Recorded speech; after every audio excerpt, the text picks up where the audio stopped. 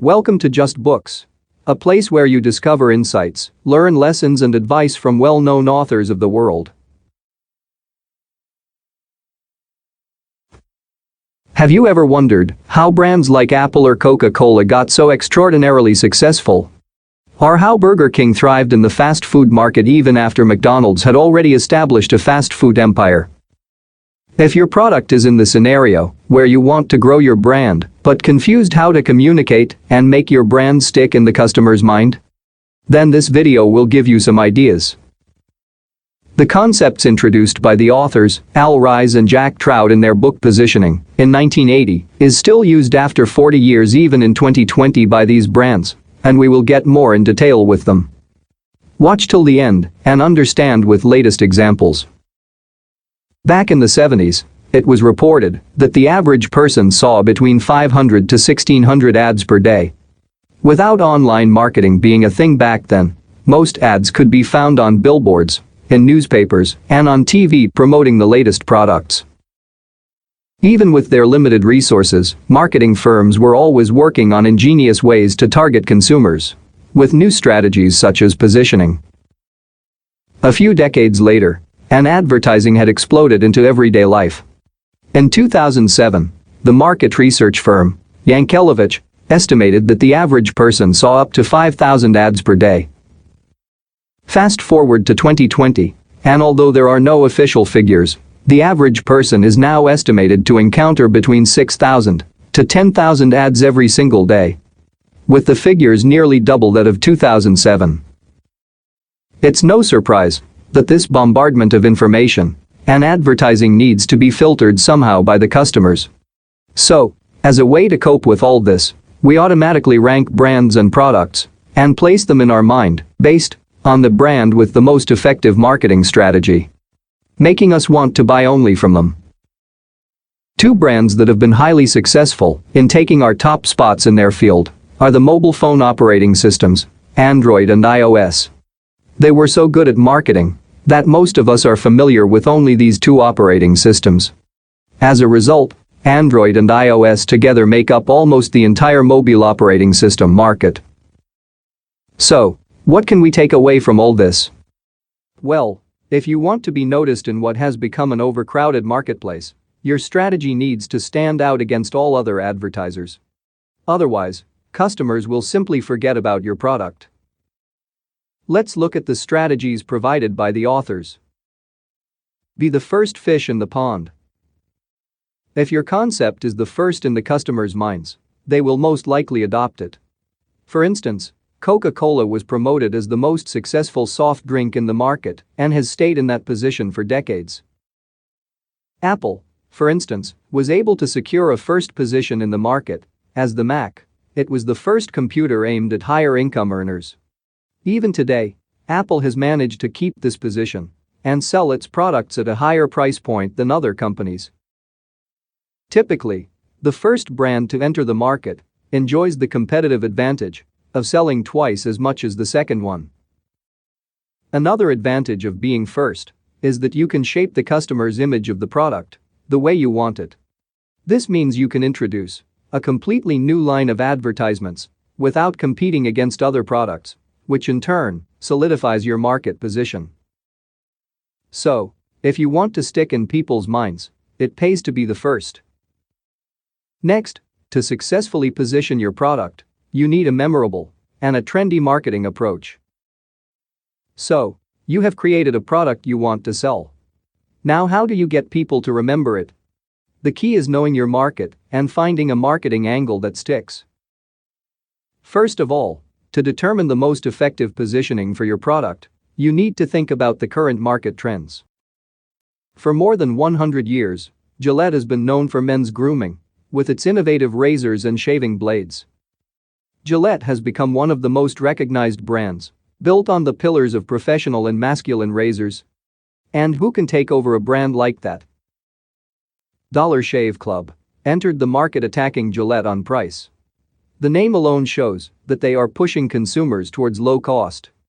However, Dollar Shave Club also competes on quality.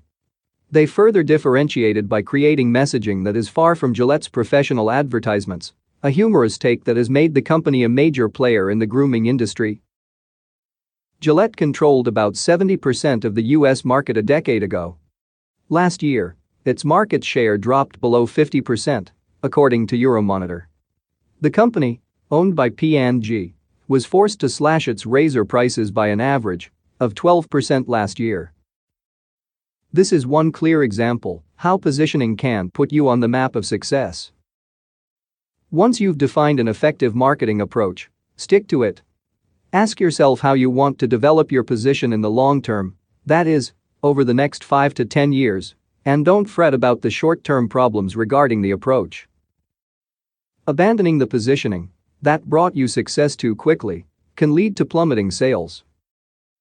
One highly successful company that failed was Nokia. A company founded in Finland was the first to create a cellular network in the world. In the late 1990s and early 2000s, Nokia was the global leader in mobile phones.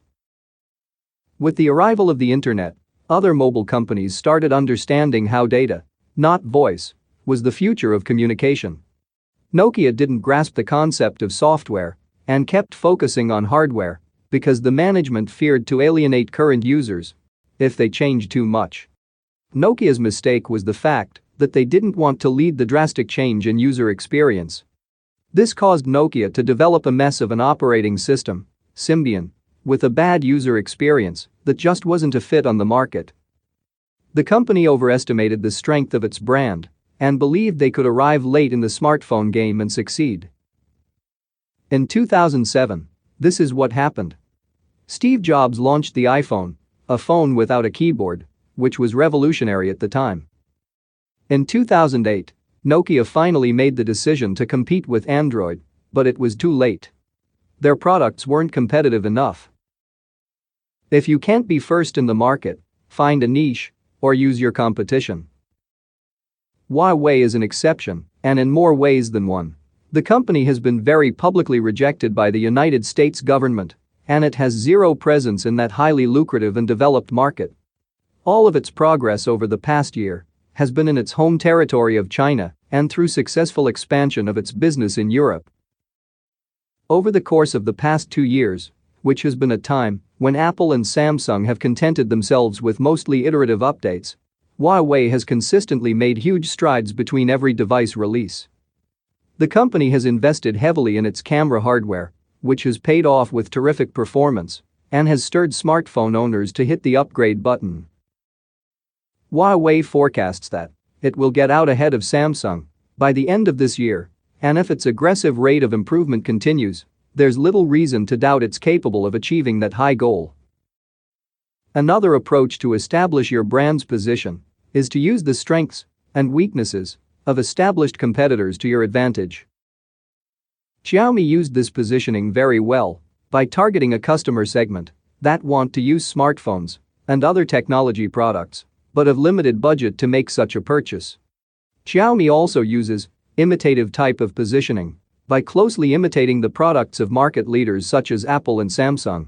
Your name must be understandable and memorable. It goes without saying that your brand name should be impactful, as this will be the name your customers will have on their mind. But what exactly makes a good brand name?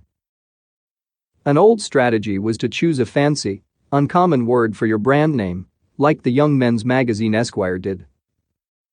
But history has shown that this is a bad idea.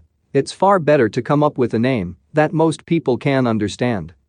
In the case of Esquire, it found itself losing market share to Playboy because everybody knew what a Playboy was, but far fewer people knew the correct meaning of the word Esquire. Your product can also have a coined, non-descriptive name like Kodak or Xerox, but only if it's first in the market, in which case the name doesn't matter that much. If you're not the first in the market, you have to at least come up with a brand name that's simple and easy to remember. Generic names, such as Newsweek, are actually effective because they describe the product and it's short and simple. One thing to avoid when coming up with a brand name is falling into the no-name trap by using acronyms. For example, a company like International Business Machines could get away with the acronym IBM, but only after it became very well known. Generally, customers will only remember a name they can hear and understand it quickly, so that's what you should strive for. To summarize, in order to successfully market a product, you have to have a good product name, avoid marketing traps, and utilize your competitors. If you can't be the first in the market, you must use your own positive qualities and specialties to find a niche for your product, rather than being a me too product. If you found this video informative, please like, subscribe, and share.